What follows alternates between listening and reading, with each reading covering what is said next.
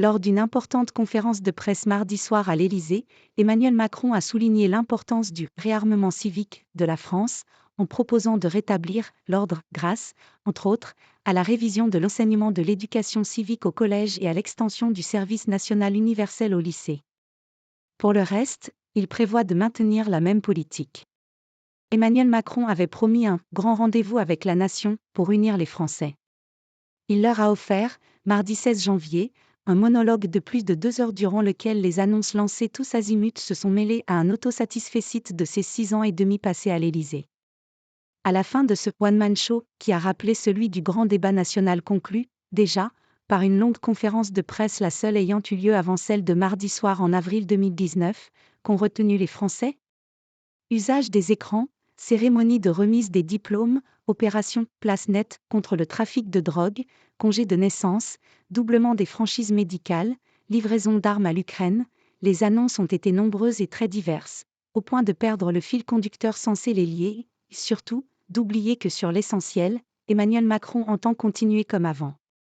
Sur les principaux sujets de préoccupation des Français, pouvoir d'achat, emploi, logement, santé, école, écologie, le chef de l'État a ainsi donné le sentiment que les problèmes du pays avaient déjà été réglés ou qu'ils étaient en passe de l'être, le plus souvent grâce au bon sens, ou encore que le gouvernement devait simplement refaire ce qui avait déjà été fait, mais en allant encore plus loin. La transition écologique ? Je crois au cap, aux mesures claires et à leur mise en œuvre. On a une stratégie. Maintenant on la territorialise, a affirmé le président, estimant que la France était dans les clous pour atteindre les objectifs européens de réduction des émissions de gaz à effet de serre. Le pouvoir d'achat ? Je veux permettre à chaque Français de mieux gagner sa vie par le travail, avec l'adaptation de nos dispositifs fiscaux et sociaux, mais aussi avec des négociations dans certaines branches pour que la dynamique salariale soit au rendez-vous des efforts. Le plein emploi ?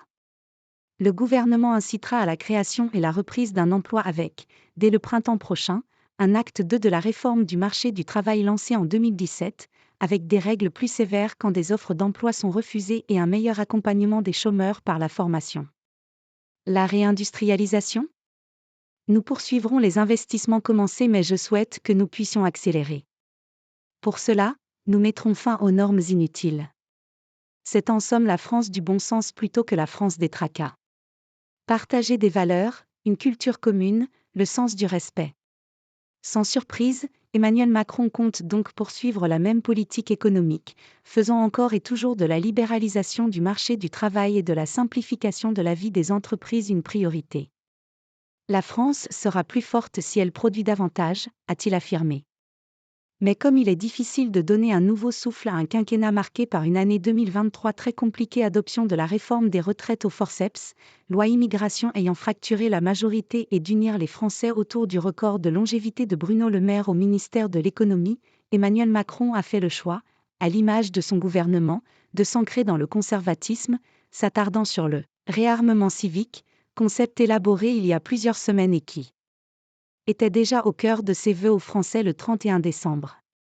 La France sera plus forte si nous sommes plus unis, si nous réussissons à partager des valeurs, une culture commune, le sens du respect, a déclaré le président lors de son propos liminaire.